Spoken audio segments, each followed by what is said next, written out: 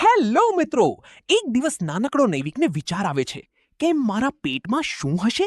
તો ચાલો જાણીએ આપણા પેટમાં શું હશે એક નાનકડી વાર્તા સ્વરૂપે. એક દિવસ નાનકડો નૈવિક મમ્મીને પૂછે છે, મમ્મી, મારા પેટની અંદર શું છે? મમ્મી હસીને કહે, અરે, તારા પેટમાં તો નાનો કારખાનો છે. જ્યારે નૈવિક સફરજન ખાય, ખાવાનું પહેલા મોંમાં જાય, પછી ગળાની નળીથી સ્લાઇડ થઈને પેટમાં જાય. પેટની અંદર એક નાનકડી મશીન રહે છે. એ ખાવાને દબાવે, ભેળવે અને એમાંથી તાકાત બનાવે. પછી એ તાકાત હાથમાં જાય, જેથી તાળી પાડી શકે, પગમાં જાય, જેથી દોડી શકે, અને મગજમાં જાય, જેથી વિચારી શકે.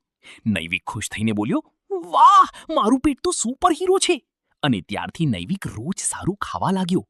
તો મિત્રો, હવે તમે પણ દરરોજ ફ્રૂટ, શાકભાજી અને હેલ્ધી જમવાનું રાખજો, જેથી તમારામાં પણ સુપર હીરો જેવી તાકાત આવે. અને હા, તમને જમવામાં શું શું ભાવે છે એ કમેન્ટ કરીને જરૂરથી જણાવજો. આવા જ મજેદાર વિડીયો જોવા માટે સબસ્ક્રાઇબ કરો અને તમારા બાળકોને પણ આ વાર્તા સંભળાવો.